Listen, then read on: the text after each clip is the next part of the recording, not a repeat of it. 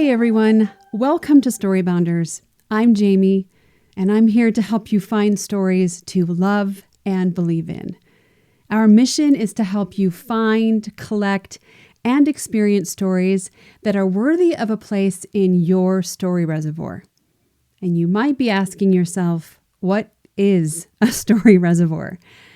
Well, for starters, everyone has one, whether they realize it or not. We all carry a collection of stories we've read, stories that we've watched, heard, and maybe even lived.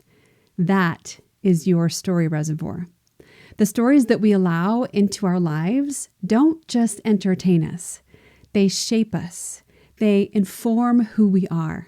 And over time, the stories that we love and believe in quietly shape how we see the world, the choices that we make, and who we become. We have created a short guide that will help you better understand what a story reservoir is, what it does, and how it's super important that we fill it with intention. The guide is written in story form, so it's really easy to read, it's really engaging, and it will only take you about 15 minutes to read. Only 15 minutes to understand an idea that could have a powerful impact on your life. And it's free. All you need to do is visit our website and register for the download.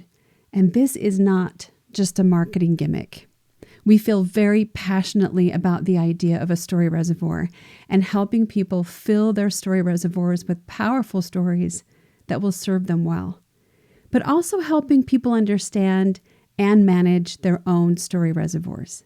So go get your guide today and learn how stories can change your life. Now, a note before we begin today. When we're telling stories from history, our modern perspective can often get in the way of our experience. When we take our modern paradigm and our modern moral values and project them backwards onto a people who lived in a totally different world, we are guilty of presentism. It's one of the fastest ways to misunderstand and misjudge a historical event or person. We'd like to thank Tom Fitzgerald, who shared an amazing example of presentism on Instagram, which we'll share in part here. You don't have to approve of the past. Understanding is not the same thing as endorsing. And when we judge the past only by our standards, we remove the context and we miss the point and we don't learn anything. Every age has its own virtues and social code, as well as challenges and pressures. Don't think about how wrong they were, but how hard they tried. This is why we spend so much time giving you, the listener, context to the story that we're sharing in each episode. Context means everything when you are trying to truly experience a person or historical moment in time. We cannot fairly judge or learn from a story that we haven't taken the time to understand where the people or characters are coming from. So in this light, the story behind the story can be just as important as the story itself. Last week, we left our story of America at the death of Christopher Columbus. And this week, we're telling the story of Henry Wadsworth Longfellow's The Courtship of Miles Standish, which means I have the daunting task of giving you over 100 years of context to connect the dots between Columbus's death in 1506 and the pilgrims who sailed to the New World in 1620. But I think I can do it. I think I'm feeling up to it. So I would like to strongly encourage you to go listen to our 2-part podcast episode from 2025 that tells the entire story of the pilgrims from the time that they were exiled from England and then found temporary refuge in Holland and then sailed for the New World. It's a beautiful, inspiring story that you will want for context going forward. The Courtship of Miles Standish takes place in Plymouth Plantation during the second year of the Pilgrims' establishment in Massachusetts. but it's kind of a microscopic look at relationships between three of the settlers and not an overview of the Pilgrims' experience. So for this episode and future episodes, to take on a much deeper meaning for you, please go listen to the Story of Thanksgiving Part 1 and Part 2 so that you are well acquainted with who the Pilgrims were, where they came from, and why they were so motivated to reach the New World. By the late 1500s, Spain was still the heavyweight champion of the Americas. Even after the failed Spanish Armada in 1588, its empire stretched from the Caribbean to Mexico, down through South America, and north into what is now the United States. Spain had settled St. Augustine in Florida in 1565, the oldest city in America, and established Santa Fe, New Mexico in 1610, long before most English families even considered crossing the Atlantic. While Spain was building its empire, England was undergoing its own transformation. Under Elizabeth I, the country steadied itself after decades of religious turmoil. English ships became sleeker and more maneuverable. Their ever-strengthening naval power challenged Spanish dominance. The defeat of the Spanish Armada didn't instantly make England a superpower, but it did something just as important. It gave the nation confidence. England began to see itself as a serious maritime contender. But those same advances in shipbuilding, navigation, and bold open sea sailing that made Spain's empire possible also opened the door to something far less orthodox. As fleets filled with treasure crossed the Atlantic, they became irresistible targets. Government-sanctioned sea raiders like Francis Drake of England blurred that line between patriot and thief. Some men didn't even bother with sanctions or permission and made a business of plundering and stealing from ships and ports all along the Caribbean. These marauders of the sea became known as pirates. In time, a kind of democratic culture emerged among pirates. Crews electing captains by vote, dividing plunder by common consent, and challenging rigid old world hierarchies by demolishing aristocratic notions. In many cases, ambitious young men found better living conditions, better pay, and more opportunity aboard a pirate vessel than in the royal navies of Spain or England. Institutions notorious for brutal discipline, meager wages, and staggering death tolls among their sailors. Piracy may have been a dubious and morally murky pursuit, but it would shape the future of freedom in North America in surprising ways. But here is where the story gets especially interesting. Spain clung tightly to mercantilism, the idea that wealth was fixed like a pie of limited size. And if Spain wanted a bigger slice, then someone else had to lose theirs. That mindset led to strict trade rules, heavy regulation, and tight control from the crown. England, on the other hand, proved to be more flexible. Instead of relying solely on royal leadership, it adopted private investment and experimentation. Joint stock companies like the Virginia Company allowed merchants to pool money and financially support overseas ventures together. It was a bit like early venture capitalism. If one colony failed, investors might try again somewhere else. Jamestown, Virginia, founded in 1607, nearly failed more than once before stabilizing, but the precedent was set. A rising middle class of merchants and investors became stakeholders in empire building, and that changed everything. Colonization was no longer just a royal project, it was a commercial one. By 1620, Spain still had the grander empire, older, richer, more established, but England had momentum. It was experimenting, adapting, taking risks. Its colonies were smaller and scrappier, but they were shaped by new business practices, technological curiosity, and a culture increasingly open to economic and political innovation. In the long run, that willingness to try and fail and try again would help shift the balance of power in the Atlantic world. That same scrappy, risk-taking, adaptable spirit was embodied in a small band of English exiles huddled aboard a cramped vessel called the Mayflower. Though they had the modest security of financial investors, a military captain for protection, and a crew skilled in seafaring and carpentry, these were small comforts against the monumental and seemingly impossible task of carving out a home for their flock in an unfamiliar wilderness. They must have felt impossibly small for such an undertaking. They were not adventurers, explorers, soldiers, or wealthy merchants. They were ordinary artisans and small farmers. They knew nothing of colonizing and settling new territories. The one thing that kept them from collapsing in terror and in utter failure was their fervent testimony that God was leading them. So here's the story behind the story.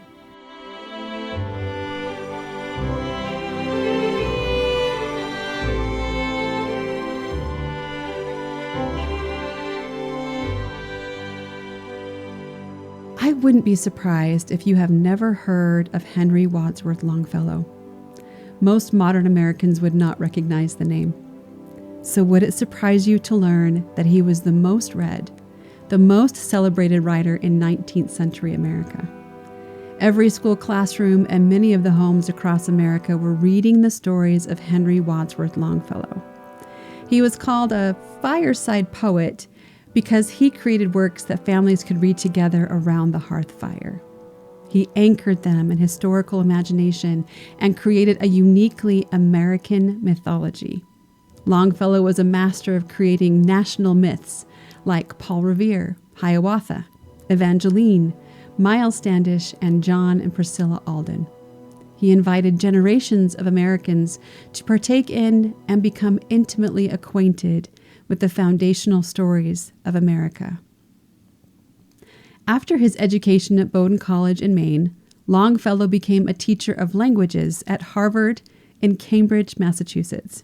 His home, only a few blocks away from campus, became a hub for the intellectual community, which included teachers, students, travelers, and sometimes international celebrities like Charles Dickens.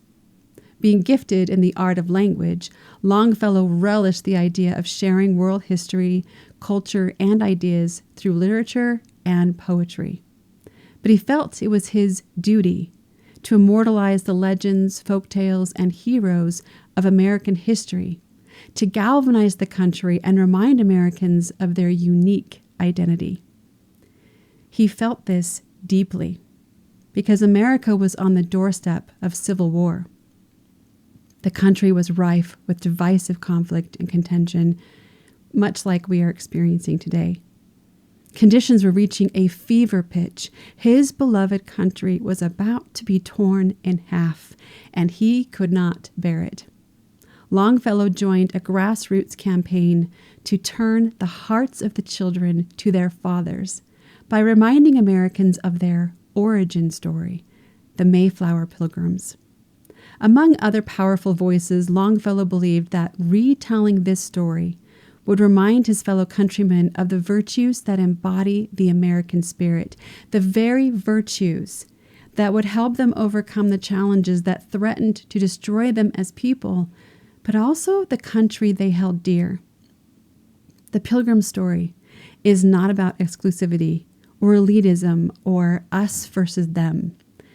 It is a lesson in community, friendship, and fellowship with those who are different. With the country amid crisis, Longfellow was inspired to share a version of the Pilgrim story that was near and dear to his heart. Since he was a small child, he had heard the love story of his great-grandparents, John and Priscilla Alden, the first couple to be married in Plymouth settlement. This was a cherished family story, passed down through the generations, of young love blooming amidst the harsh and dramatic background of surviving the New World. This was a very personal, intimate look into the lives of real people who lived through this experience. Only half of the Pilgrim population has survived that first brutal winter. And those who survived now had to manage the new settlement in much smaller numbers. In these circumstances, that required sheer grit and determination to survive, could one really even find the interest or the time to entertain romantic thoughts? But life must go on, and love can and will flourish in even the bleakest circumstances, which only adds to the simple poignancy of this story. The settlers were still asked to consider all the things which made them human: love, friendship, duty, loyalty, honor. If they allowed themselves to lose their humanity in such circumstances, they would lose everything. The courtship of John and Priscilla is not historically documented. It is simply family lore. But what is documented is the actual marriage of John and Priscilla Alden, which made a brief appearance in Governor Bradford's personal journal. And what adds a little spice to this love story is that it was allegedly a love triangle between John Alden and Miles Standish, the military guard for the settlement. Neither John nor Miles were members of the separatist fold. They both joined the Pilgrim journey as hired men, as strangers. And Miles Standish came as a soldier to provide security and protection. John Alden was hired in Plymouth, England as a cooper or a barrel maker. Unfortunately, Miles lost his wife that first winter in the New World. And a young woman named Priscilla Mullins was left orphaned when her family was wiped out by illness. Even after this tragic winter passed, both John and Miles decided to stay with the settlement when the Mayflower returned to England that April of 1621. According to Longfellow's account, Miles and John, though very different in temperament and thought, became fast and true friends. They saw in each other attributes that they respected and appreciated but didn't personally have. Loyalty between them grew deep, which is why John feels so duty-bound to deliver a message of romantic sentiments to the young Priscilla, even though he privately held affection for her himself. Longfellow cleverly uses Miles Standish and John Alden to represent two halves of Plymouth Plantation that were necessary for survival but not necessarily harmonious: the soldier and the carpenter. This story is a constant exploration of the opposing forces at work during those first years of the settlement. It portrays the complexity and delicate balance of English outposts. When the balance was thrown, then disaster, chaos, and failure would ensue. In Cyrano de Bergerac fashion, John dutifully delivers Standish's message to Priscilla. But Priscilla's sensibilities will not tolerate a profession of love by someone who doesn't have the courage to deliver it himself. Her heart knows that John should be pleading his own case, and she utters the famous words, "Why don't you speak for yourself, John?" In a small, remote settlement where any private decision can impact collective safety, John, Miles, and Priscilla will have to tread carefully as they try to balance duty and loyalty to others with duty and loyalty to oneself. How will they disentangle the love triangle and find peace and trust with each other, which will be essential to their survival? It's a lesson that is entirely relevant to the circumstances in our day. How much do I owe to others versus how much do I owe myself? How can I establish peace and trust with others while not compromising my own identity, dignity, and interests? I'll be reading Henry Wadsworth Longfellow's poem, The Courtship of Miles Standish, in its entirety for you today. And my hope is that you'll benefit from hearing his words directly, experiencing the story as Longfellow himself presents it, rather than simply taking my word for it. And perhaps two things will unfold at once. First, that you'll step into the world of a humble pilgrim in the new world of 1621, seeing, hearing, and feeling it for yourself. And second, that you'll come to know Longfellow not just as an author, but as a man, one who longed for connection. Not only connection among his fellow countrymen during a deeply divided chapter in American history, but also a connection between the present and the past. And that connection reaches all the way to us here in 2026. We too are invited to reach back through history to find not just understanding, but relationship with those who came before us. I invite you to listen to the whole poem, even with its old language that you're probably not even used to. It might feel uncomfortable at first because this is just something that our ears aren't used to hearing and our minds digesting. But be patient. Maybe even just be still and let the words fall where they may. I'm optimistic that you will understand more than you anticipated, and the more you experience this kind of language, the easier it will become. Please don't deny yourself the beauty of what can be learned and experienced here because it's new and unfamiliar. Open your heart, open your mind, and let's begin. Now, here's the story.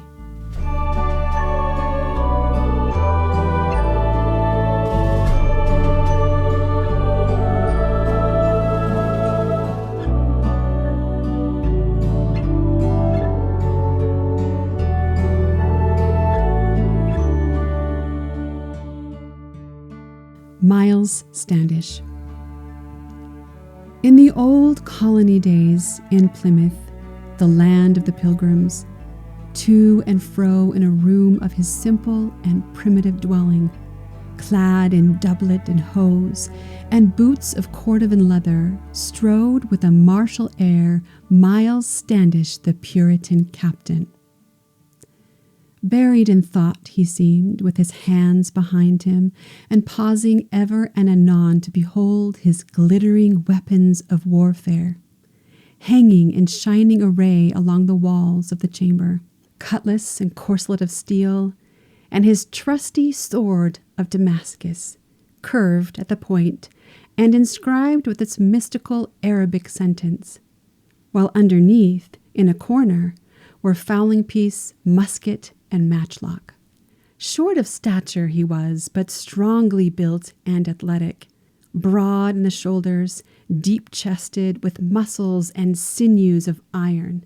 Brown as a nut was his face, but his russet beard was already flaked with patches of snow as hedges sometimes in November.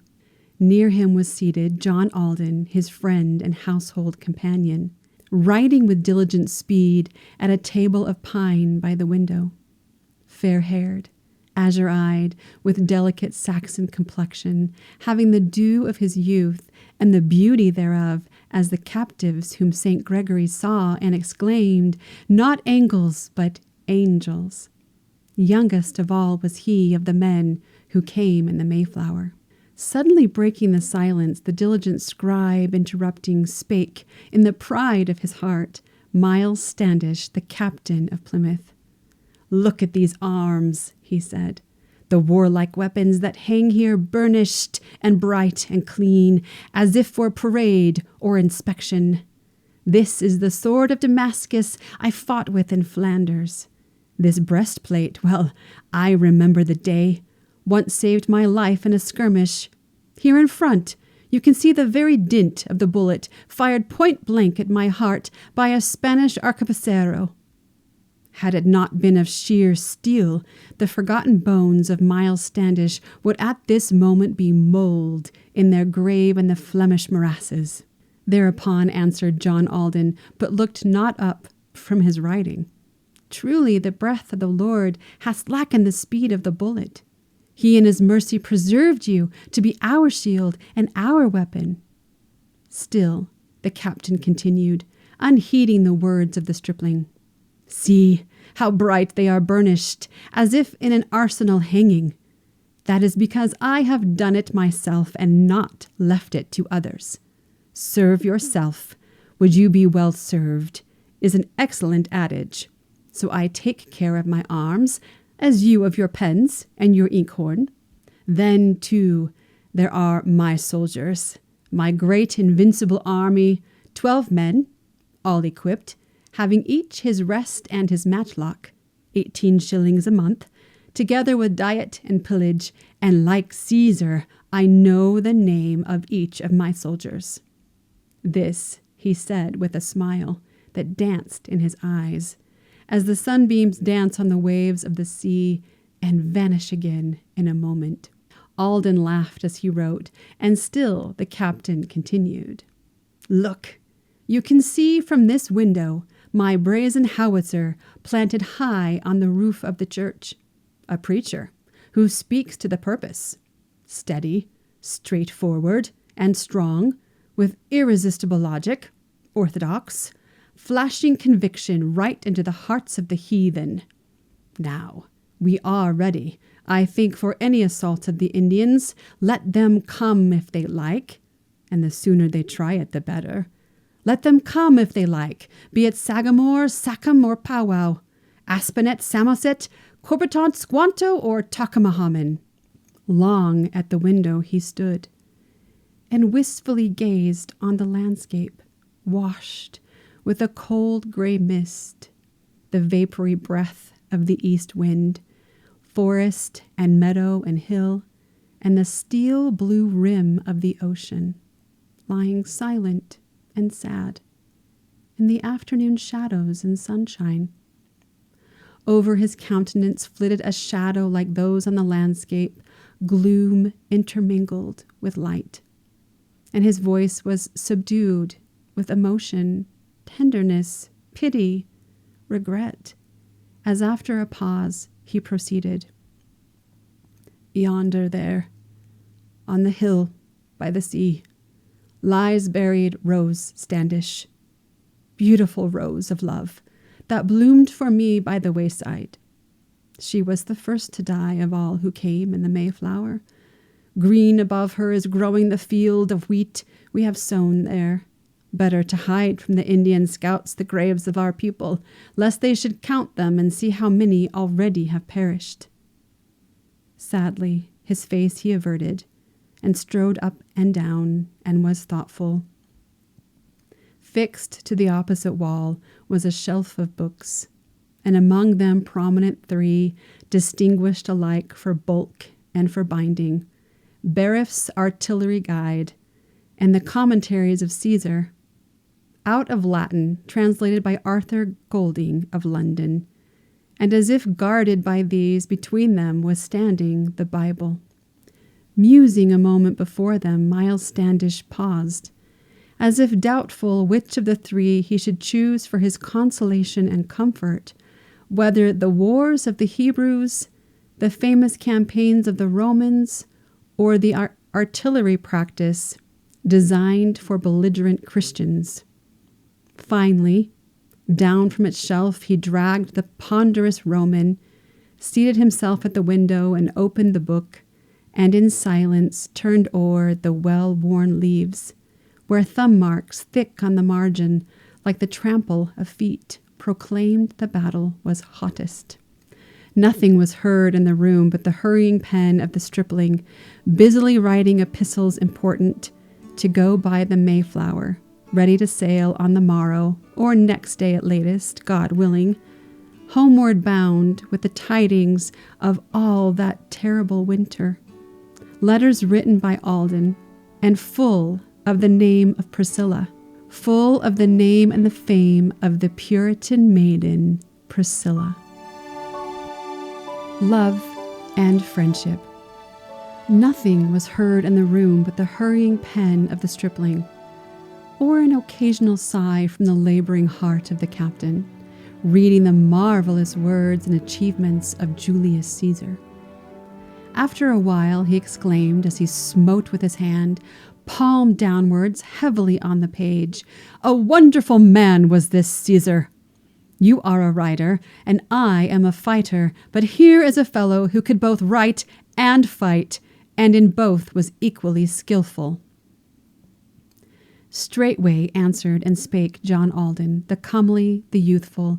Yes, he was equally skilled, as you say, with his pen and his weapons.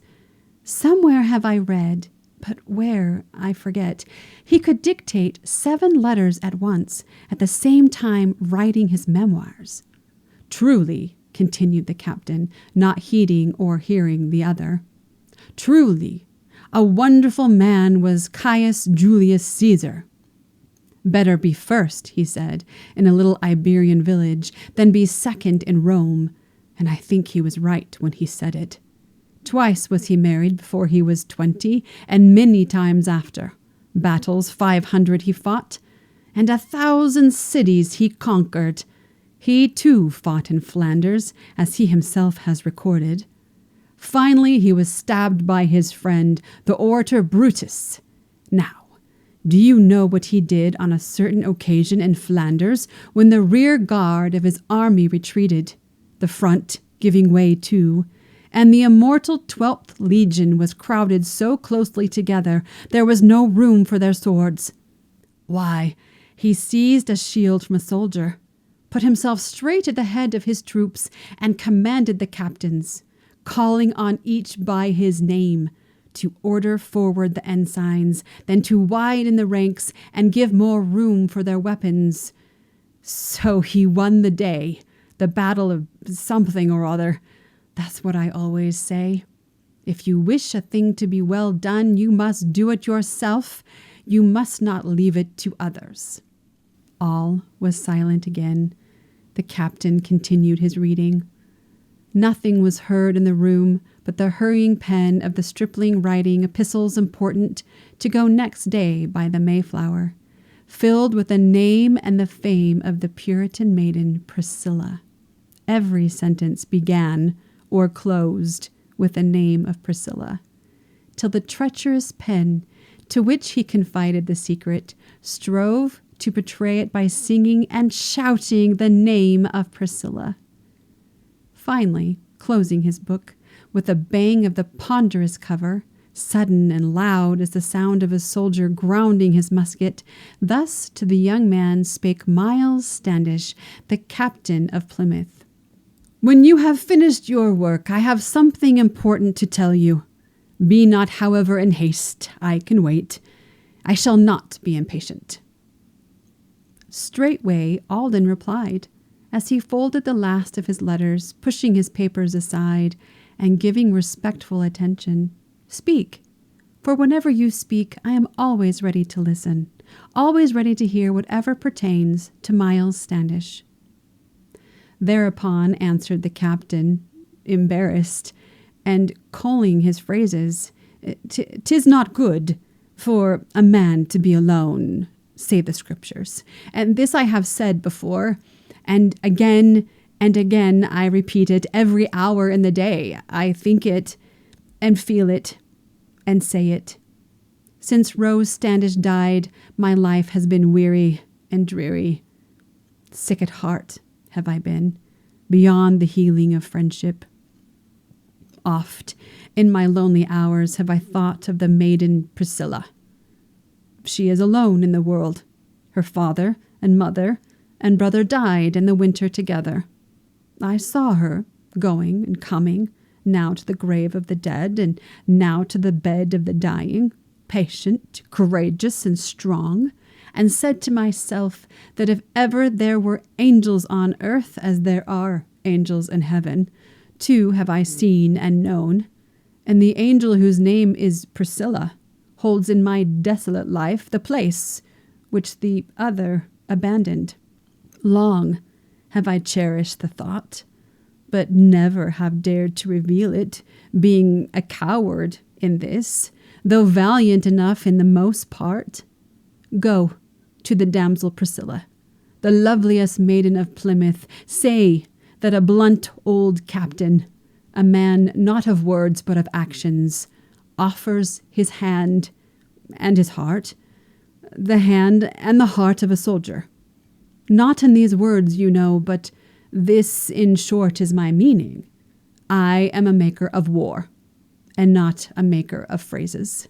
You, who are bred as a scholar, can say it in elegant language, such as you read in your books of the pleadings and wooings of lovers, such as you think best adapted to win the heart of a maiden. When he had spoken, John Alden, the fair-haired, taciturn stripling, aghast in his words, surprised, embarrassed, bewildered, trying to mask his dismay by treating the subject with lightness, trying to smile, and yet feeling his heart stand still in his bosom, just as a timepiece stops in a house that is stricken by lightning, thus made answer and spake, or rather stammered, then answered, Such a message as that! I am sure I should mangle or mar it. If you would have it well done, I am only repeating your maxim, you must do it yourself, you must not leave it to others. But with the air of a man whom nothing can turn from his purpose, gravely shaking his head, made answer the captain of Plymouth, Truly, the maxim is good, and I do not mean to gainsay it, but we must use it discreetly, and not waste powder for nothing. Now, as I said before, I was never a maker of phrases. I can march up to a fortress and summon the place to surrender, but march up to a woman with such a proposal, I dare not. I'm not afraid of bullets, nor shot from the mouth of a cannon, but of a thundering no point blank from the mouth of a woman that I confess I'm afraid of, nor am I ashamed to confess it. So you must grant my request, for you are an elegant scholar, having the graces of speech and skill in the turning of phrases. Turning the hand of his friend, who still was reluctant and doubtful, holding it long in his own and pressing it kindly, he added, Though I have spoken thus lightly, yet deep is the feeling that prompts me. Surely you cannot refuse what I ask in the name of our friendship. Then made answer John Alden, The name of friendship is sacred, and what you demand in that name I have not the power to deny you. So the strong will prevailed, subduing and molding the gentler. Friendship prevailed over love, and Alden went on his errand. The Lover's Errand. So the strong will prevailed, and Alden went on his errand, out of the street of the village, and into the paths of the forest, into the tranquil woods, where bluebirds and robins were building towns in the populous trees, with hanging gardens of verdure, peaceful aerial cities of joy and affection and freedom. All around him was calm, but within him commotion and conflict, love contending with friendship, and self with each generous impulse. To and fro in his breast his thoughts were heaving and dashing as in a foundering ship. With every roll of the vessel washes the bitter sea, the merciless surge of the ocean. Must I relinquish it all? He cried with a wild lamentation. Must I relinquish it all? The joy, the hope, the illusion? Was it for this I have loved and waited and worshipped in silence? Was it for this I have followed the flying feet and the shadow over the wintry sea to the desolate shores of New England?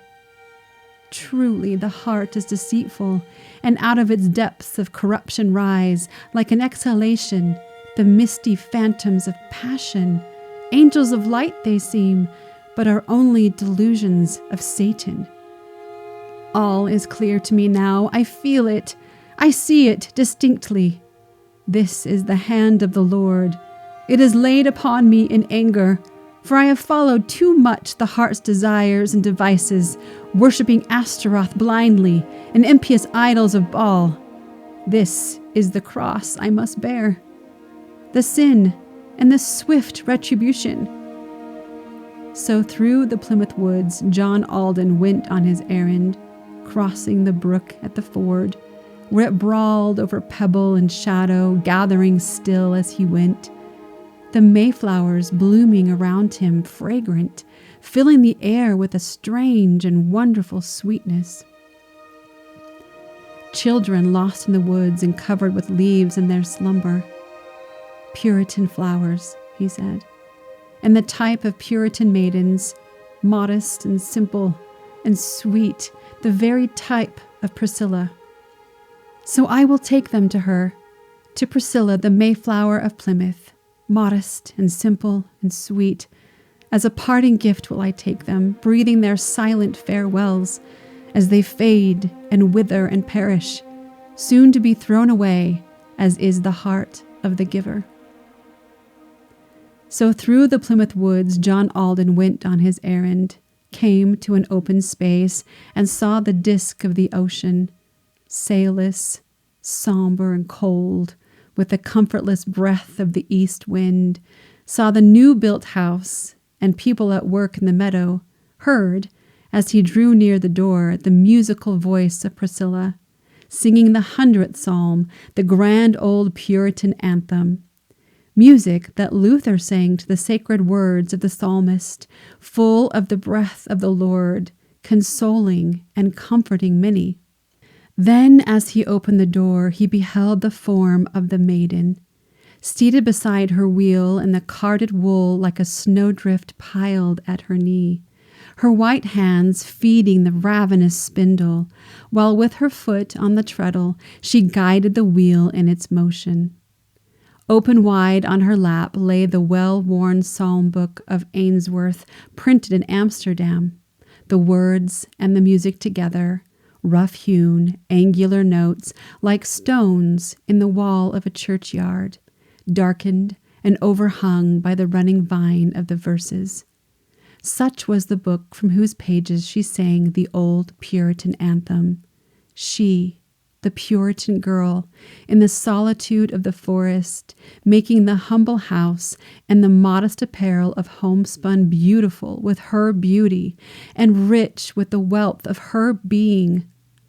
Over him rushed, like a wind that is keen and cold and relentless, thoughts of what might have been, and the weight and woe of his errand, all the dreams that had faded, and all the hopes that had vanished, all his life henceforth a dreary and tenantless mansion, haunted by vain regrets and pallid, sorrowful faces. Still, he said to himself, and almost fiercely he said it, let not him that putteth his hand to the plough look backwards. Though the ploughshare cut through the flowers of life to its fountains, though it pass o'er the graves of the dead and the hearts of the living, it is the will of the Lord, and his mercy endureth forever. So he entered the house, and the hum of the wheel and the singing suddenly ceased. For Priscilla, aroused by his step on the threshold, rose as he entered, and gave him her hand in signal of welcome, saying, I knew it was you when I heard your step in the passage, for I was thinking of you as I sat there singing and spinning. Awkward and dumb with delight that a thought of him had been mingled thus in the sacred psalm that came from the heart of the maiden, silent before her he stood, and gave her the flowers for an answer, finding no words for his thought. He remembered that day in the winter, after the first great snow, when he broke a path from the village, reeling and plunging along through the drifts that encumbered the doorway, stamping the snow from his feet as he entered the house. And Priscilla laughed at his snowy locks and gave him a seat by the fireside, grateful and pleased to know he had thought of her in the snowstorm. Had he but spoken then! Perhaps not in vain had he spoken. And now it was all too late. The golden moment had vanished. So he stood there, abashed, and gave her the flowers for an answer. Then they sat down and talked of the birds and the beautiful springtime, talked of their friends at home, and the Mayflower that sailed on the morrow. "I have been thinking all day," said gently the Puritan maiden, "dreaming all night and thinking all day of the hedgerows of England. They are in blossom now, and the country is all like a garden. Thinking of lanes and fields, and the song of the lark and the linnet, seeing the village street, and familiar faces of neighbors going about as of old and stopping to gossip together. And at the end of the street, the village church, with the ivy climbing the old gray tower and the quiet graves in the churchyard. Kind are the people I live with, and dear to me my religion. Still, my heart is so sad that I wish myself back in old England. You will say it is wrong, but I cannot help it. I almost wish myself back in old England. I feel so lonely and wretched." Thereupon answered the youth, "Indeed, I do not condemn you. Stouter hearts than a woman's have quailed in this terrible winter.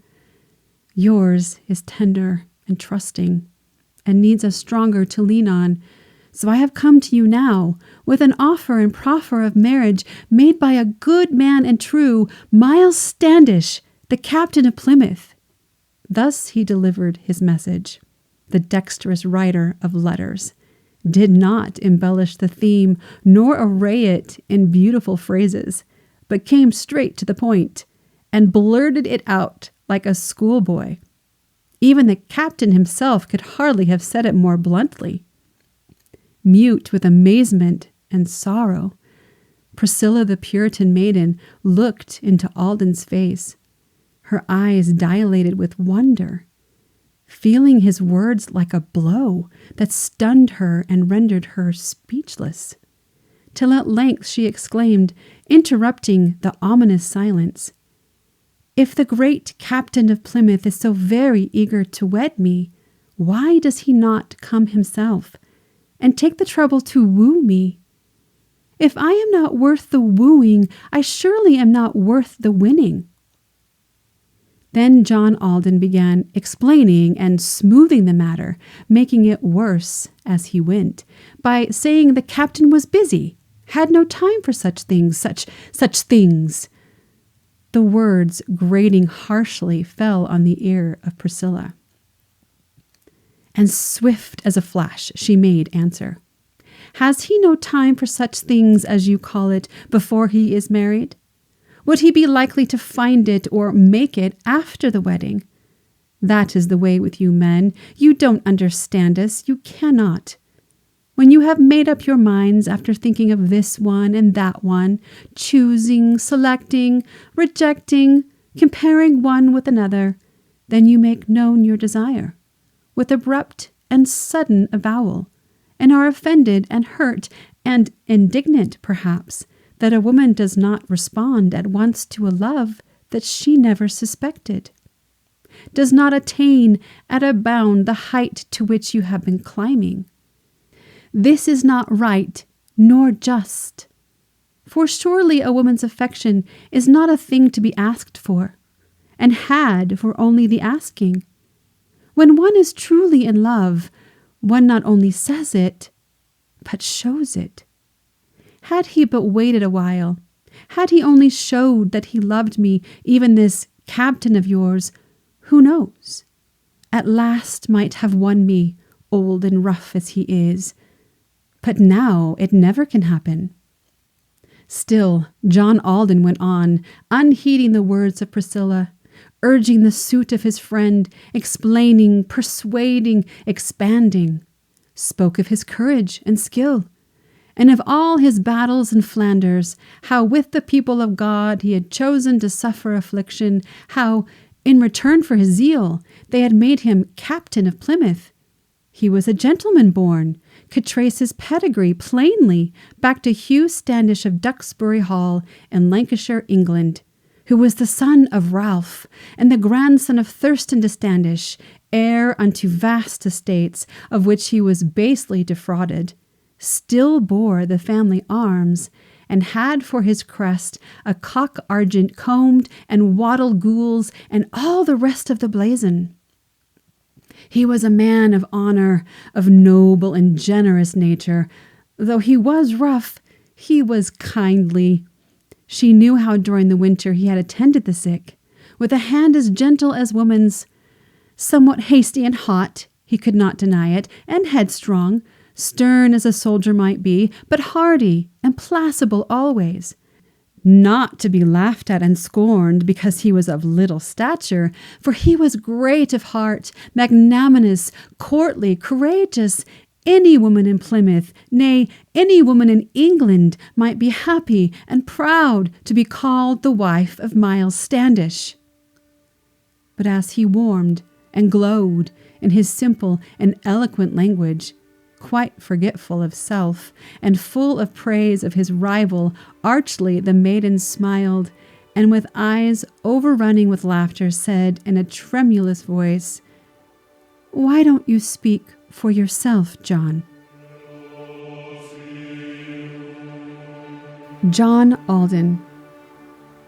Into the open air, John Alden, perplexed and bewildered, rushed like a man insane, and wandered alone by the seaside, paced up and down the sands, and bared his head to the east wind, cooling his heated brow and the fire and fever within him. Slowly, as out of the heavens, with apocalyptical splendors, sank the city of God. In the vision of John the Apostle, so, with its cloudy walls of chrysolite, jasper, and sapphire, sank the broad red sun, and over its turrets uplifted glimmered the golden reed of the angel who measured the city. "Welcome, O wind of the east," he exclaimed in his wild exultation. "Welcome, O wind of the east, from the caves of the misty Atlantic, blowing o'er fields of dulse and measureless meadows of seagrass, blowing o'er rocky wastes and the grottos and gardens of ocean. Lay thy cold, moist hand on my burning forehead, and wrap me close in thy garments of mist, to allay the fever within me." Like an awakened conscience, the sea was moaning and tossing, beating remorseful and loud the mutable sands of the seashore. Fierce in his soul was the struggle and tumult of passions contending. Love triumphant and crowned, and friendship wounded and bleeding. Passionate cries of desire and importunate pleadings of duty.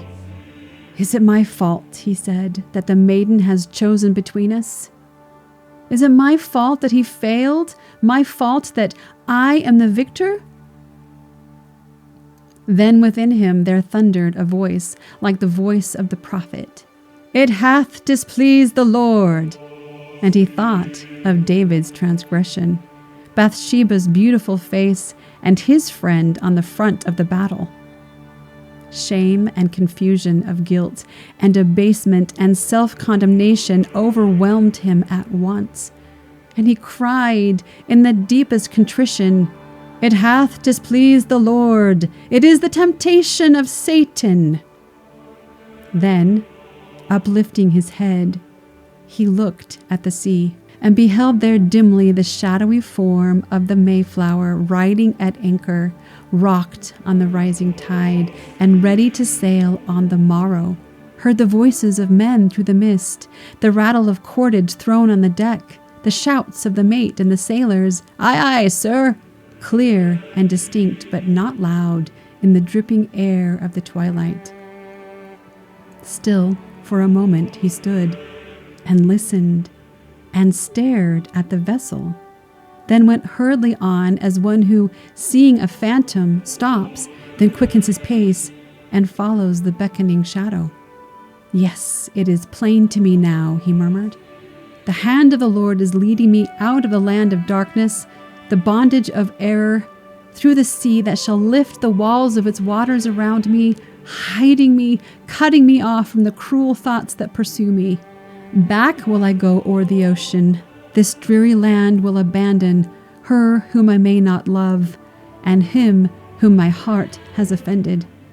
Better to be in my grave in the green old churchyard in England, close by my mother's side and among the dust of my kindred. Better be dead and forgotten than living in shame and dishonor. Sacred and safe and unseen, in the dark of the narrow chamber with me my secret shall lie, like a buried jewel that glimmers bright on the hand that is dust in the chambers of silence and darkness. Yes, as the marriage ring of the great espousal hereafter. Thus as he spake, he turned in the strength of his strong resolution, leaving behind him the shore, and hurried along in the twilight, through the congenial gloom of the forest, silent and somber, till he beheld the lights in the 7 houses of Plymouth shining like 7 stars in the dusk and mist of the evening. Soon he entered his door, and found the redoubtable captain sitting alone and absorbed in the martial pages of Caesar, fighting some great campaign in Hainault or Brabant or Flanders. "Long have you been on your errand?" he said with a cheery demeanor, even as one who is waiting an answer and fears not the issue. "Not far off is the house, although the woods are between us. But you have lingered so long that while you were going and coming I have fought 10 battles and sacked and demolished a city. Come, sit down, and in order relate to me all that has happened." Then John Alden spake, and related the wondrous adventure from beginning to end minutely, just as it happened, how he had seen Priscilla, and how he had sped in his courtship, only smoothing a little and softening down her refusal. But when he came at length to the words Priscilla had spoken, words so tender and cruel, "Why don't you speak for yourself, John?" Up leaped the captain of Plymouth, and stamped on the floor till his armor clanged on the wall where it hung, with a sound of sinister omen. All his pent-up wrath burst forth in a sudden explosion, even as a hand grenade that scatters destruction around it. Wildly he shouted, and loud, "John Alden, you have betrayed me, Miles Standish, your friend. Have supplanted, defrauded, betrayed me. One of my ancestors ran his sword through the heart of Wat Tyler. Who shall prevent me from running my own through the heart of a traitor? Yours is the greater treason, for yours is a treason to friendship.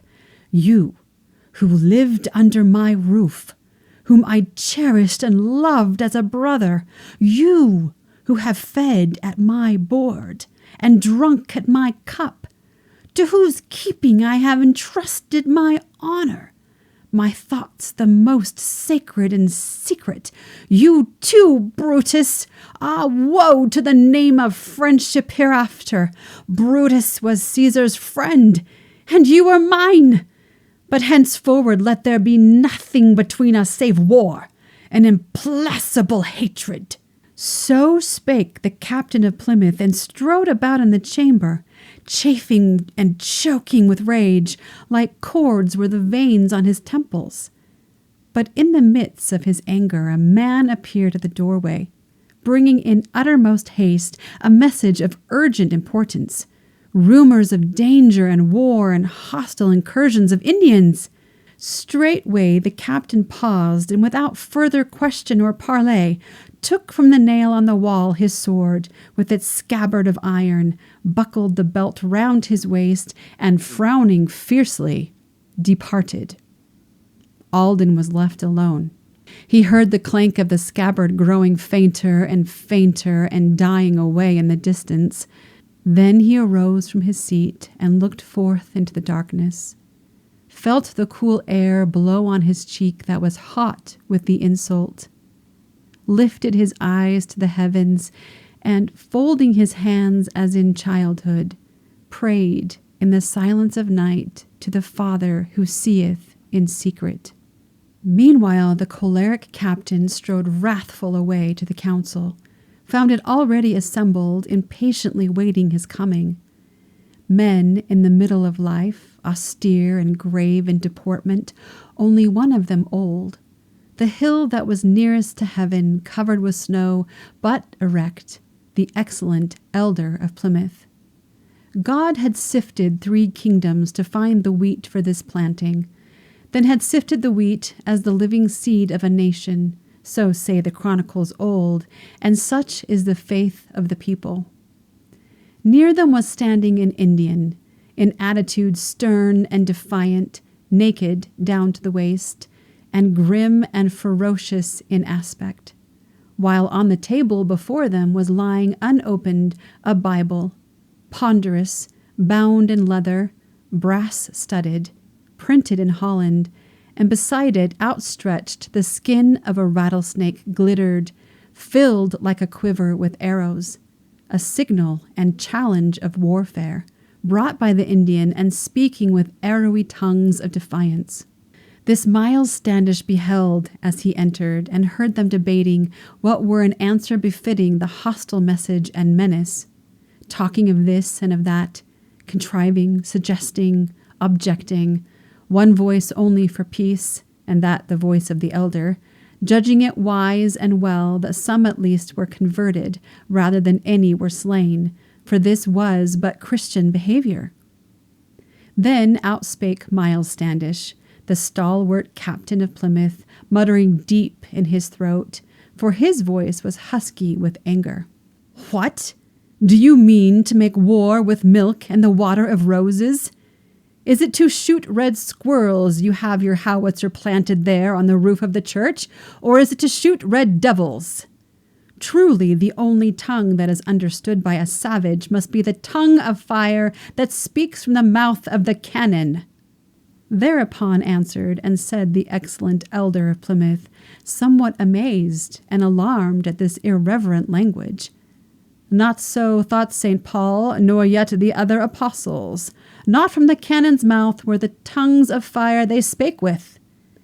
But unheeded fell this mild rebuke on the captain, who had advanced to the table and thus continued discoursing.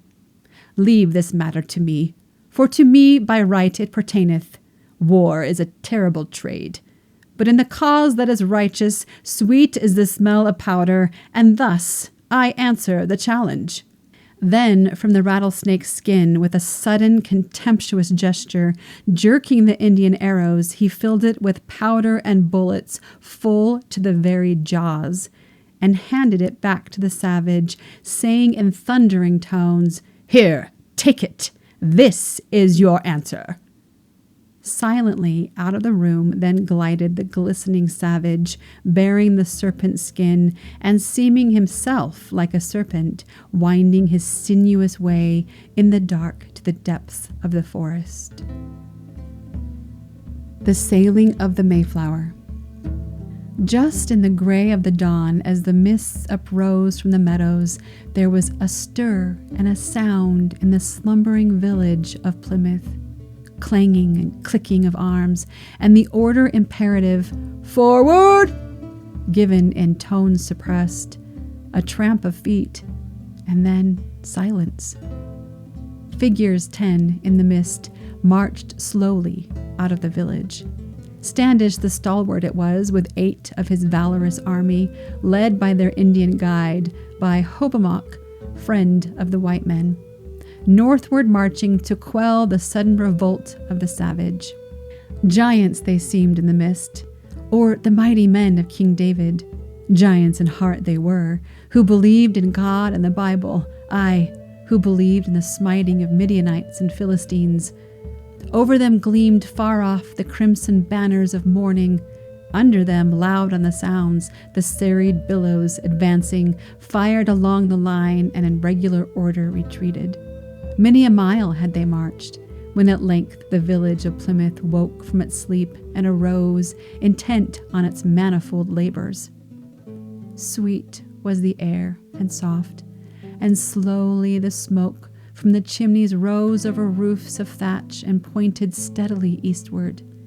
Men came forth from their doors and paused and talked of the weather, and said that the wind had changed and was blowing fair for the Mayflower, talked of their captain's departure, and all the dangers that menaced, he being gone, the town, and what should be done in his absence. Merrily sang the birds, and the tender voices of women consecrated with hymns the common cares of the household. Out of the sea rose the sun, and the billows rejoiced at his coming. Beautiful were his feet on the purple tops of the mountains, beautiful on the sails of the Mayflower riding at anchor, battered and blackened and worn by all the storms of the winter. Loosely against her masts was hanging and flapping her canvas, rent by so many gales and patched by the hands of the sailors.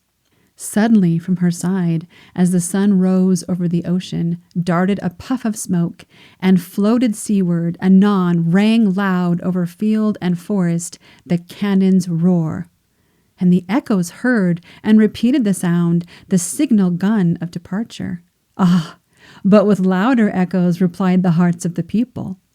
Meekly, in voices subdued, the chapter was read from the Bible.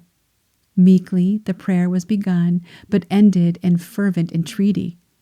Then from their houses in haste came forth the pilgrims of Plymouth, men and women and children, all hurrying down to the seashore, eager with tearful eyes to say farewell to the Mayflower, homeward bound o'er the sea, and leaving them here in the desert. Foremost among them was Alden. All night he had lain without slumber, turning and tossing about in the heat and unrest of his fever. He had beheld Miles Standish, who came back late from the council, stalking into the room, and heard him mutter and murmur. Sometimes it seemed a prayer, and sometimes it sounded like swearing. Once he had come to the bed and stood there a moment in silence. Then he had turned away and said, "I will not awaken him. Let him sleep on. It is best, for what is the use of more talking?"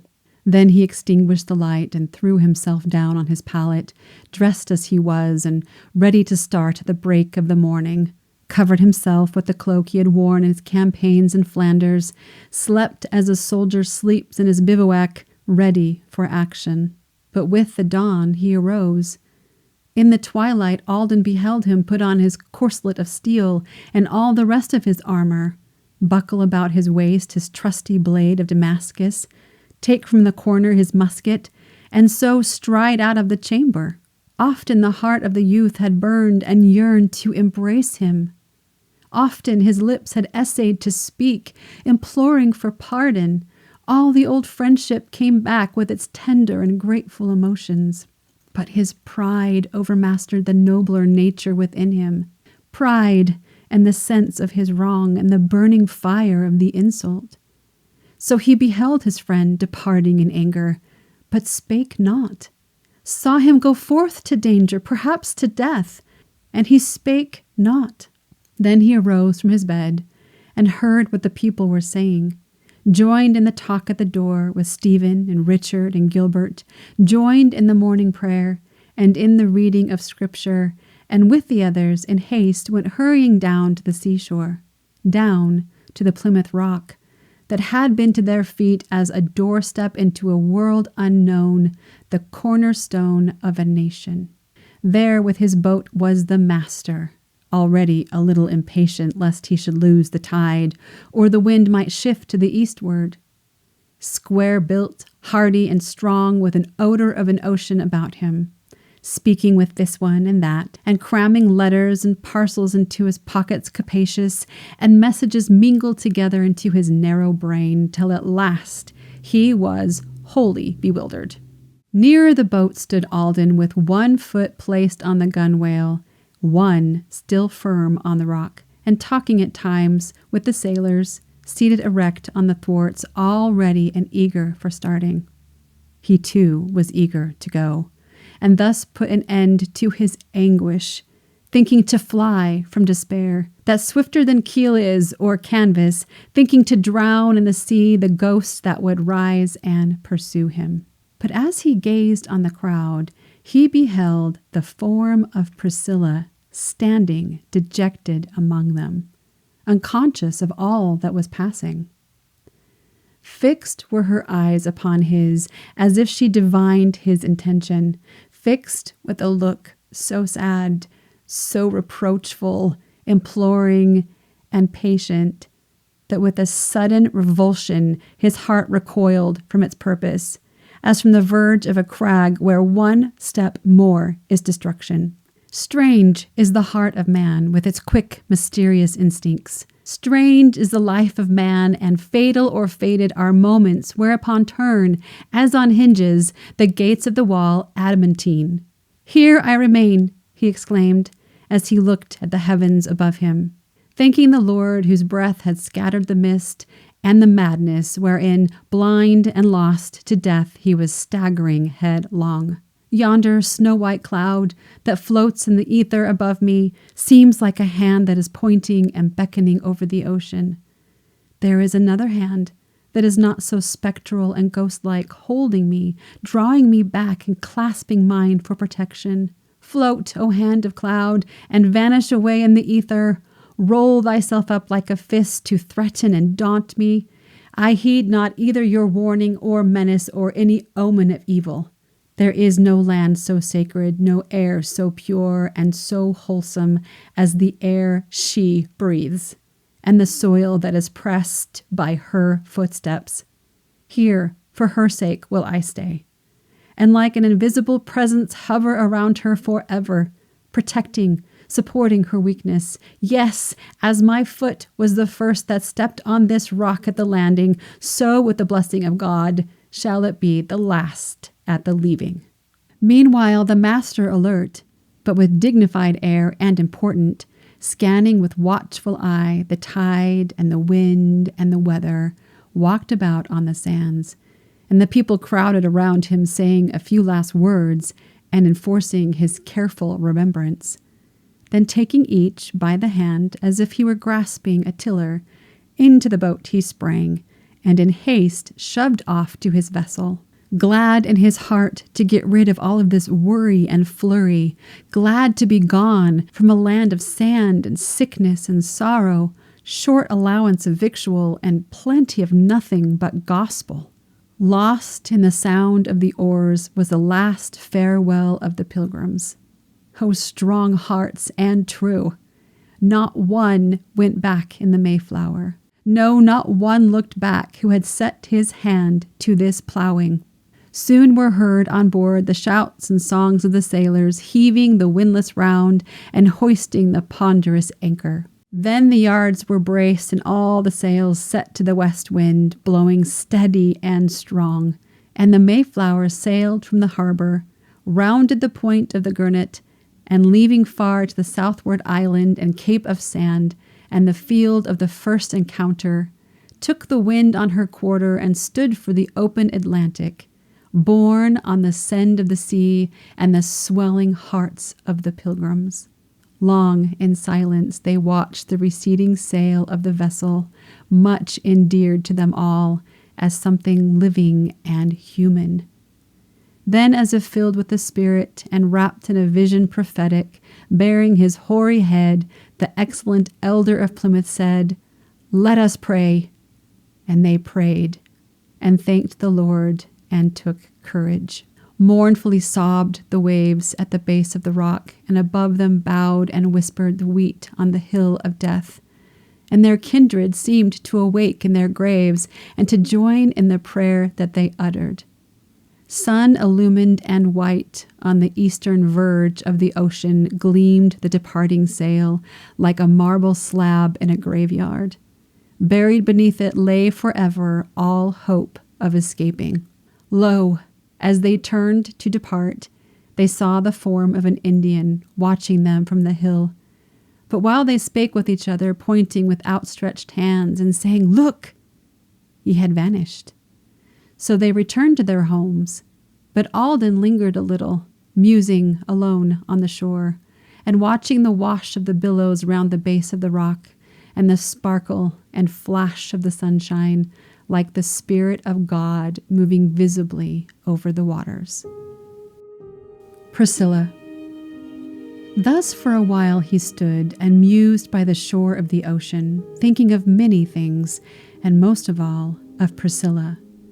And as if thought had the power to draw to itself, like the lodestone, whatsoever it touches by subtle laws of its nature, lo, as he turned to depart, Priscilla, was standing beside him. "Are you so much offended you will not speak to me?" said she. "Am I so much to blame that yesterday when you were pleading warmly the cause of another, my heart, impulsive and wayward, pleaded your own and spake out, forgetful perhaps of decorum?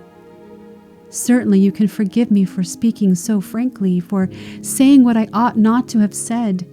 Yet now I can never unsay it, for there are moments in life when the heart is so full of emotion that if by chance it be shaken, or into its depths like a pebble drops some careless word, it overflows, and its secret, spilt on the ground like water, can never be gathered together. Yesterday I was shocked when I heard you speak of Miles Standish, praising his virtues, transforming his very defects into virtues, praising his courage and strength, and even his fighting in Flanders, as if by fighting alone you could win the heart of a woman, quite overlooking yourself and the rest in exalting your hero. Therefore I spake as I did, by an irresistible impulse.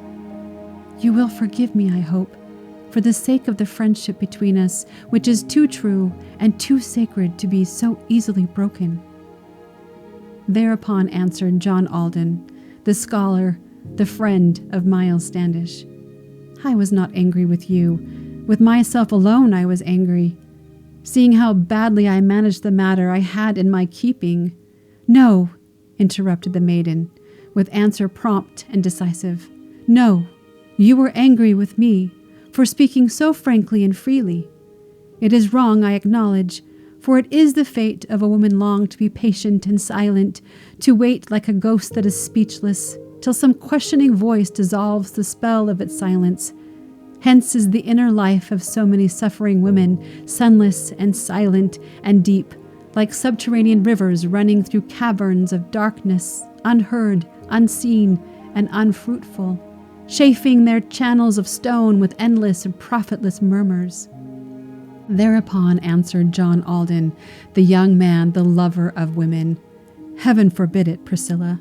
And truly they seem to me always more like the beautiful rivers that watered the Garden of Eden, more like the river Euphrates, through deserts of Havilah flowing, filling the land with delight and memories sweet of the garden." "Ah, by these words I can see," again interrupted the maiden, "how very little you prize me or care for what I am saying.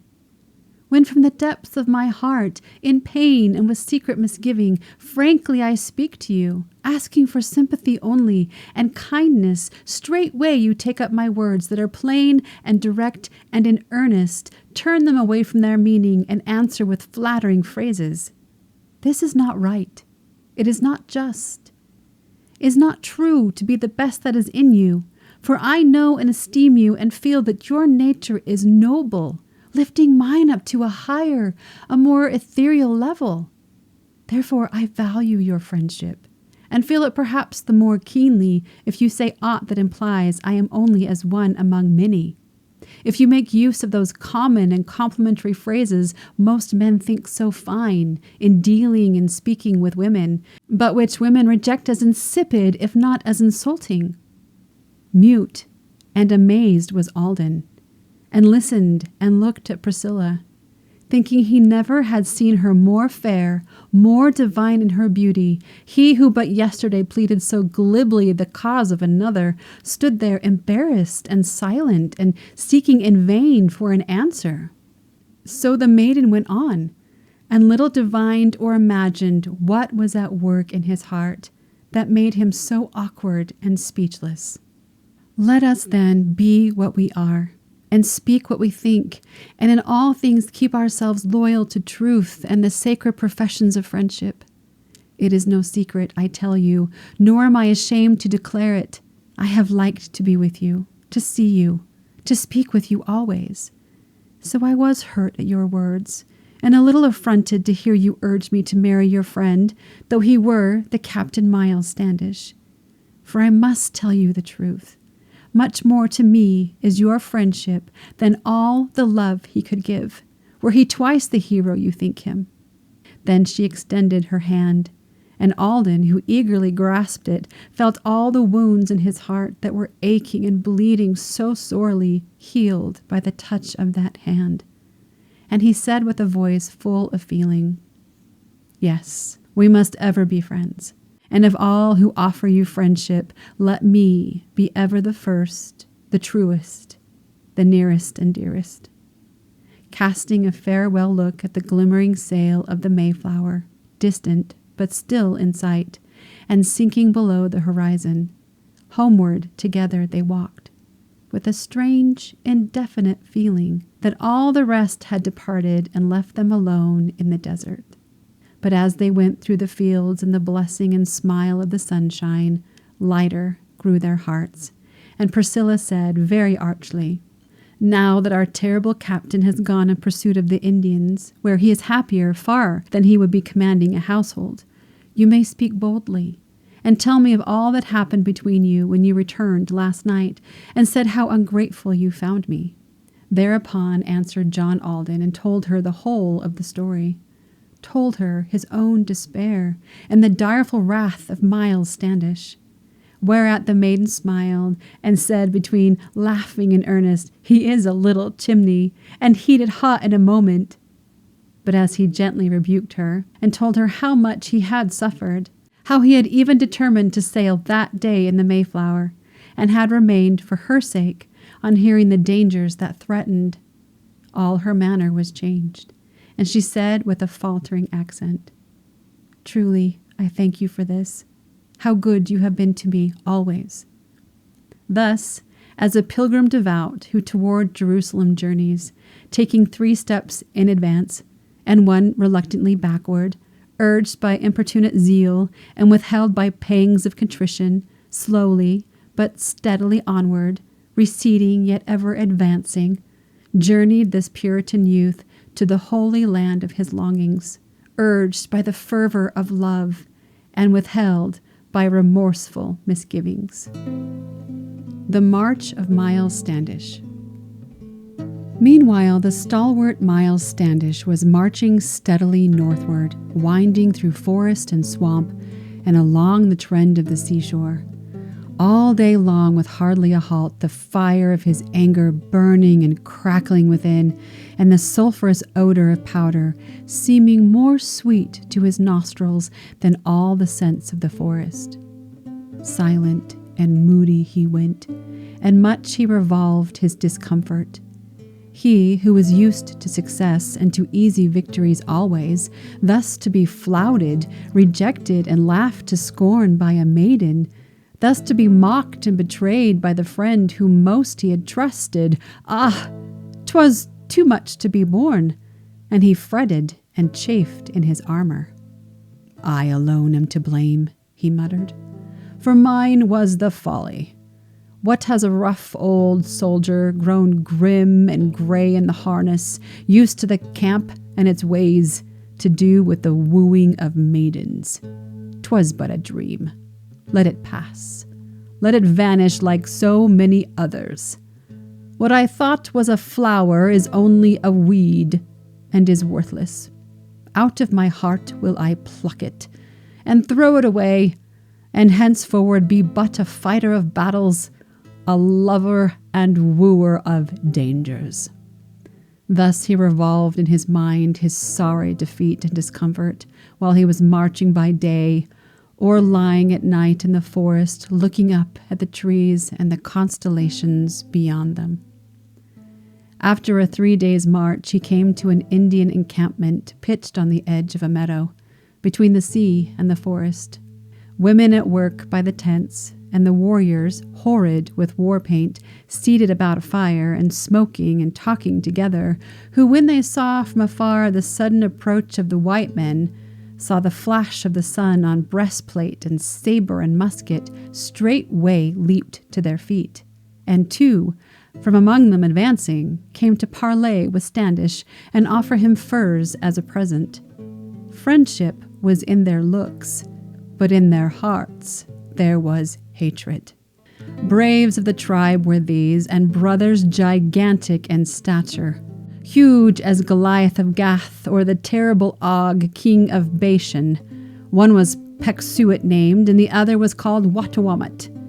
Round their necks were suspended their knives and scabbards of wampum, two-edged, trenchant knives with points as sharp as a needle. Other arms had they none, for they were cunning and crafty. "Welcome, English," they said. These words they had learned from the traders touching at times on the coast to barter and chaffer for peltries. Then in their native tongue they began to parley with Standish through his guide and interpreter, Hobomok, friend of the white man, begging for blankets and knives, but mostly for muskets and powder, kept by the white man, they said, concealed with the plague, in his cellars, ready to be let loose and destroy his brother, the red man. But when Standish refused and said he would give them the Bible, suddenly changing their tone, they began to boast and to bluster. Then Wattawamut advanced with a stride in front of the other, and with a lofty demeanor thus vauntingly spake to the captain, "Now Wattawamut can see. By the fiery eyes of the captain, angry is he in his heart. But the heart of the brave Wattawamut is not afraid at the sight. He was not born of a woman, but on a mountain at night, from an oak tree riven by lightning. Forth he sprang at a bound with all his weapons about him, shouting, 'Who is there here to fight with the brave Wattawamut?' Then he unsheathed his knife, and wetting the blade on his left hand, held it aloft and displayed a woman's face on the handle, saying with a bitter expression and look of sinister meaning, 'I have another at home, with the face of a man on the handle.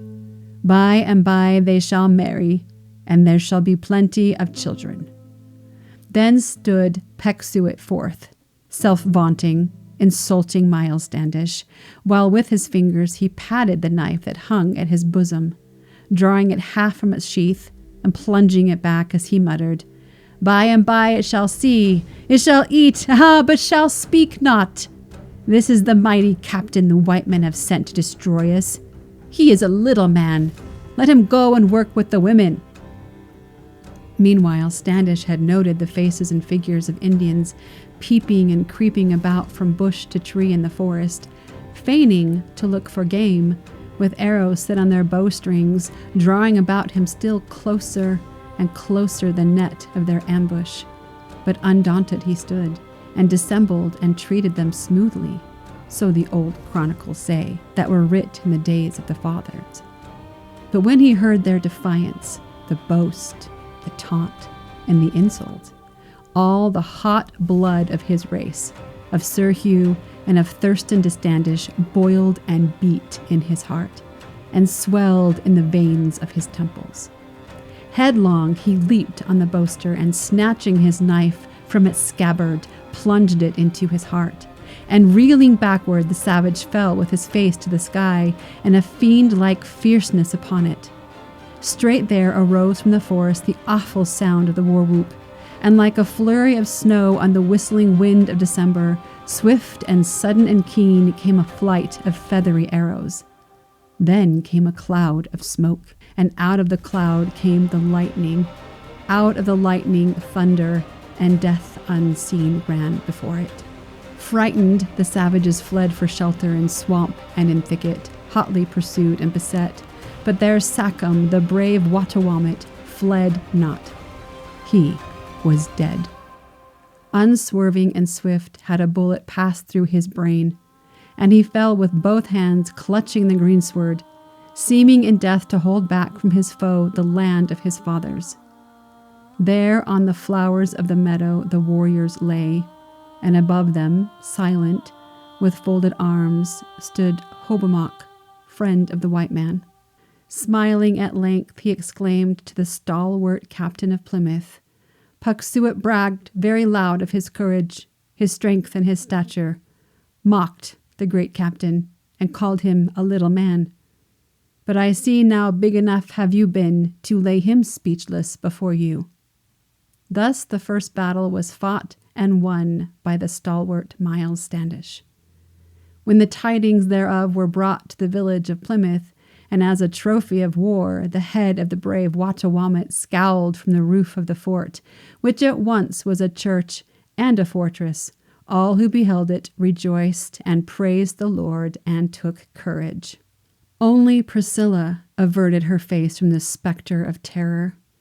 thanking God in her heart that she had not married Miles Standish, shrinking, fearing almost lest coming home from his battles, he should lay claim to her hand as the prize and reward of his valor. The spinning wheel. Month after month passed away, and in autumn the ships of the merchants came with kindred and friends, with cattle and corn for the pilgrims. All in the village was peace. The men were intent on their labors, busy with hewing and building, with garden plot and with mere stead, busy with breaking the glebe and mowing the grass in the meadows, searching the sea for its fish, and hunting the deer in the forest. All in the village was peace. But at times the rumor of warfare filled the air with alarm and the apprehension of danger. Bravely, the stalwart Miles Standish was scouring the land with his forces, waxing valiant in fight and defeating the alien armies, till his name had become a sound of fear to the nations. Anger was still in his heart, but at times the remorse and contrition which in all noble natures succeed the passionate outbreak came like a rising tide that encounters the rush of a river, staying its current a while, but making it bitter and brackish. Meanwhile, Alden at home had built him a new habitation, solid, substantial, of timber rough-hewn from the firs of the forest. Wooden barred was the door, and the roof was covered with rushes. Latticed the windows were, and the window panes were of paper, oiled to admit the light, while wind and rain were excluded. There, too, he dug a well, and around it planted an orchard. Still may be seen to this day some trace of the well and the orchard. Close to the house was a stall, where, safe and secure from annoyance, Raghorn, the snow-white steer that had fallen to Alden's allotment in the division of cattle, might ruminate in the night time over the pastures he cropped, made fragrant by sweet pennyroyal. Oft, when his labor was finished, with eager feet would the dreamer follow the pathway that ran through the woods to the house of Priscilla, led by illusions romantic and subtle deceptions of fancy, pleasure disguised as duty, and love in the semblance of friendship. Ever of her he thought when he fashioned the walls of his dwelling. Ever of her he thought when he delved in the soil of his garden. Ever of her he thought when he read in his Bible on Sunday praise of the virtuous woman, as she is described in the Proverbs, how the heart of her husband doth safely trust in her always, how all the days of her life she will do him good and not evil, how she seeketh the wool and the flax, and worketh with gladness, how she layeth her hand to the spindle, and holdeth the distaff, how she is not afraid of the snow for herself or her household. Knowing her household are clothed with the scarlet cloth of her weaving. So as she sat at her wheel one afternoon in the autumn, Alden, who opposite sat, and was watching her dexterous fingers, as if the thread she were spinning were that of his life and his fortune, after a pause in their talk, thus spake to the sound of the spindle. "Truly, Priscilla," he said, "when I see you spinning and spinning, never idle a moment, but thrifty and thoughtful of others, suddenly you are transformed, are visibly changed in a moment. You are no longer Priscilla, but Bertha, the beautiful spinner." Here the light foot on the treadle grew swifter and swifter. The spindle uttered an angry snarl, and the thread snapped short in her fingers, while the impetuous speaker, not heeding the mischief, continued. "You are the beautiful Bertha the spinner, the queen of Helvetia, she whose story I read at a stall in the streets of Southampton, who as she rode on her palfrey o'er valley and meadow and mountain, ever was spinning her thread from a distaff fixed to her saddle. She was so thrifty and good that her name passed into a proverb. So shall it be with your own, when the spinning wheel shall no longer hum in the house of the farmer and fill its chambers with music. Then shall the mothers reproving relate how it was in their childhood, praising the good old times and the days of Priscilla the spinner. Straight up rose from her wheel the beautiful Puritan maiden, pleased with the praise of her thrift from him whose praise was the sweetest, drew from the reel on the table a snowy skein of her spinning, thus making answer meanwhile to the flattering phrases of Alden.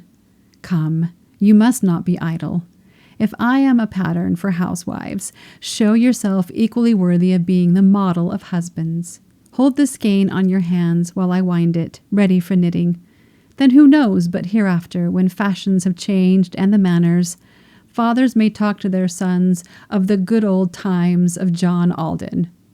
Thus, with a jest and a laugh, the skein on his hands she adjusted, he sitting awkwardly there with his arms extended before him, she standing graceful, erect, and winding the thread from his fingers, sometimes chiding a little his clumsy manner of holding, sometimes touching his hands as she disentangled expertly twist or knot in the yarn, unawares, for how could she help it, sending electrical thrills through every nerve in his body.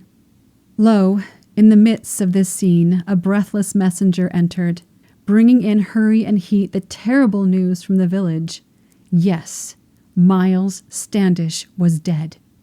An Indian had brought them the tidings. Slain by a poisoned arrow, shot down in the front of the battle, into an ambush beguiled, cut off with the whole of his forces, all the town would be burned, and all the people be murdered. Such were the tidings of evil that burst on the hearts of the hearers. Silent and statue-like stood Priscilla, her face looking backward still at the face of the speaker, her arms uplifted in horror. But John Alden, upstarting as if the barb of the arrow piercing the heart of his friend had struck his own, and had sundered once and forever the bonds that held him bound as a captive, while with excess of sensation the awful delight of his freedom mingled with pain and regret, unconscious of what he was doing, clasped, almost with a groan, the motionless form of Priscilla, pressing her close to his heart, as forever his own, and exclaiming, "Those whom the Lord hath united, let no man put them asunder."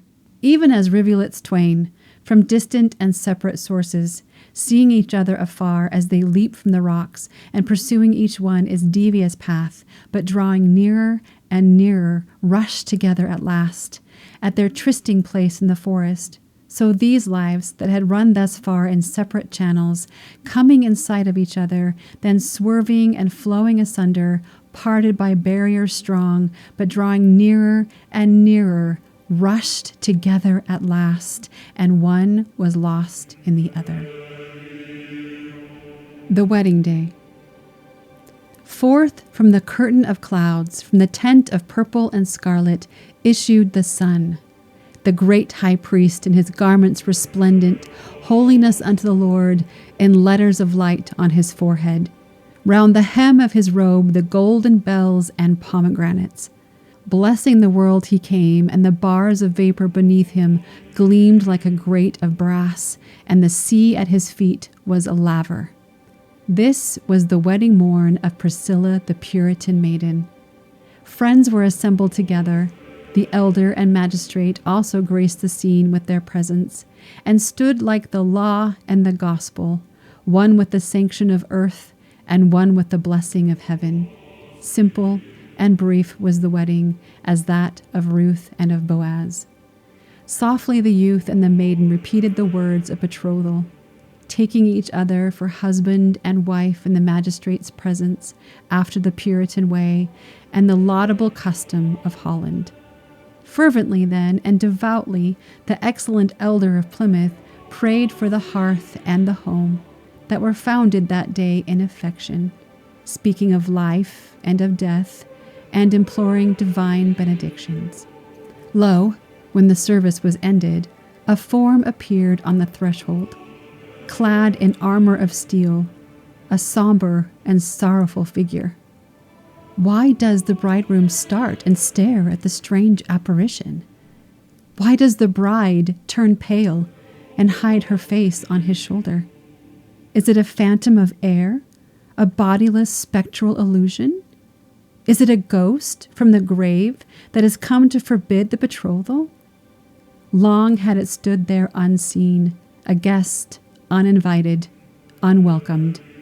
Over its clouded eyes there had passed at times an expression softening the gloom and revealing the warm heart hidden beneath them, as when across the sky the driving rack of the rain cloud grows for a moment thin and betrays the sun by its brightness. Once it had lifted its hand and moved its lips, but was silent, as if an iron will had mastered the fleeting intention. But when were ended the troth and the prayer and the last benediction, into the room it strode, and the people beheld with amazement, bodily there in his armor, Miles Standish, the captain of Plymouth. Grasping the bridegroom's hand, he said with emotion, "Forgive me. I have been angry and hurt. Too long have I cherished the feeling. I have been cruel and hard, but now, thank God, it has ended.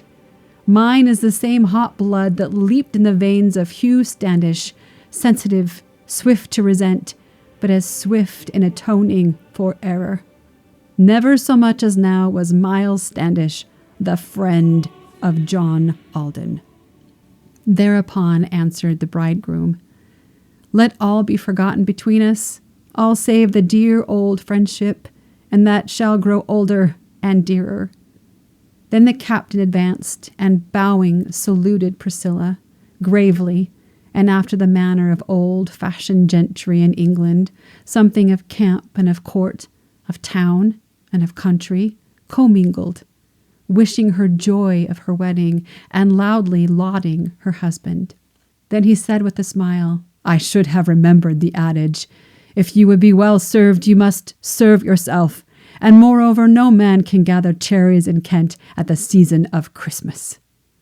Great was the people's amazement, and greater yet their rejoicing, thus to behold once more the sun-burnt face of their captain, whom they had mourned as dead. And they gathered and crowded about him, eager to see him and hear him, forgetful of bride and of bridegroom, questioning, answering, laughing, and each interrupting the other, till the good captain declared, being quite overpowered and bewildered, he had rather by far break into an Indian encampment than come again to a wedding to which he had not been invited. Meanwhile the bridegroom went forth and stood with the bride at the doorway, breathing the perfumed air of that warm and beautiful morning, touched with autumnal tints, but lonely and sad in the sunshine. Lay extended before them the land of toil and privation. There were the graves of the dead, and the barren waste of the seashore. There the familiar fields, the groves of pine and the meadows, but to their eyes transfigured, it seemed as the Garden of Eden, filled with the presence of God, whose voice was the sound of the ocean. Soon was their vision disturbed by the noise and stir of departure, friends coming forth from the house and impatient of longer delaying, each with his plan for the day and the work that was left uncompleted. Then, from a stall near at hand, amid exclamations of wonder, Alden, the thoughtful, the careful, so happy, so proud of Priscilla, brought out his snow-white steer. Obeying the hand of its master, led by a cord that was tied to an iron ring in its nostrils, covered with crimson cloth, and a cushion placed for a saddle. She should not walk, he said, through the dust and the heat of the noonday. Nay, she should ride like a queen, not plod along like a peasant. Somewhat alarmed at first, but reassured by the others, placing her hand on the cushion, her foot in the hand of her husband, gaily, with joyous laugh, Priscilla mounted her palfrey. "Nothing is wanting now," he said with a smile, "but the distaff. And then you would be in truth my queen, my beautiful Bertha." Onward the bridal procession now moved to their new habitation, happy husband and wife, and friends conversing together. Pleasantly murmured the brook as they crossed the ford in the forest, pleased with the image that passed, like a dream of love through its bosom, tremulous, floating in air, o'er the depths of the azure abysses. Down through the golden leaves the sun was pouring his splendors, gleaming on purple grapes that from branches above them suspended, mingled their odorous breath with the balm of the pine and the fir tree, wild and sweet as the clusters that grew in the valley of Eshel.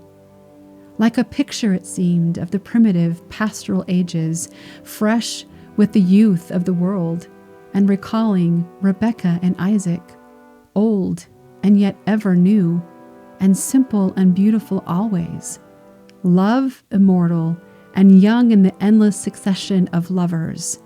So through the Plymouth woods passed onward the bridal procession.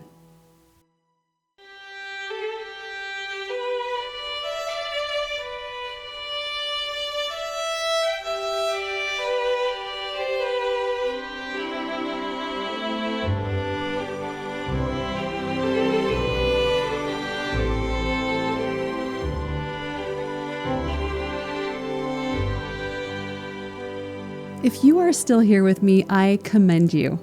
Congratulations.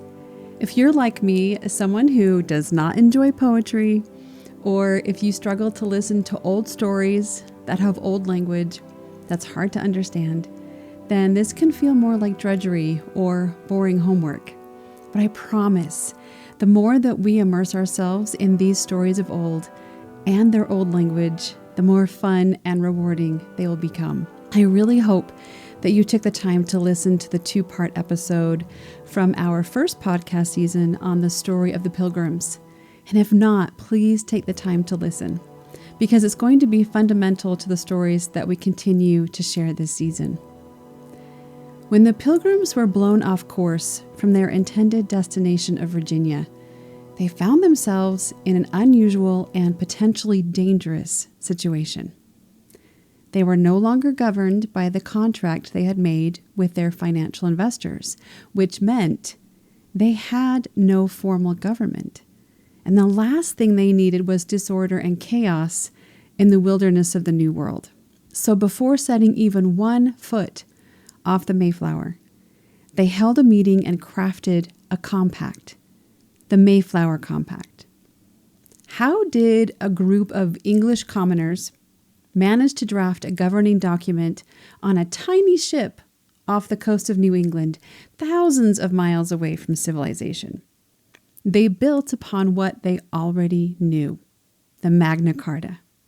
Now, if you listen to that episode, then you know that the principles outlined in the Magna Carta were of ancient origin, written upon the hearts of the English people for generations. The Pilgrims were not creating something entirely bold and new. They were building on a foundation that they already understood, and it would become a cornerstone for principles of self-government that still shape our world today.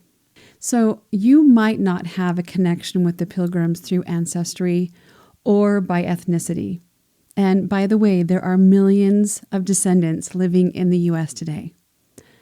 But you do have a connection to them through the principles of freedom that you enjoy as an American citizen today. They built that legacy, and we are all part of that legacy. I try to illustrate how stories can have an impact on our personal lives. And for me, I found out that I have a direct family line to John and Priscilla Alden. They are my 10th great-grandparents through my maternal grandma, Bernice Sampson. Now, I don't say this to brag, but to share my excitement and passion, because I have loved the story of the Pilgrims for many years. And I also share this because I wanted to express how knowing this is my personal family history changed my experience when reading this story.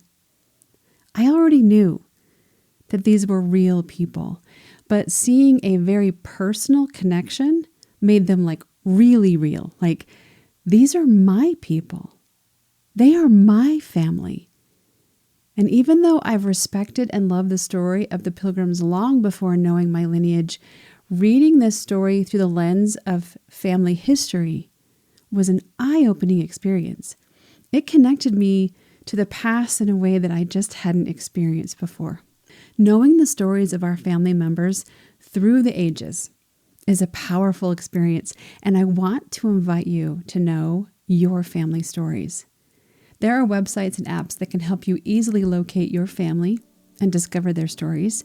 I recommend using FamilySearch.org, and they have this really cool feature called Famous Relatives, where once you're logged in and set up, it will give you a list of famous and influential people that you are related to.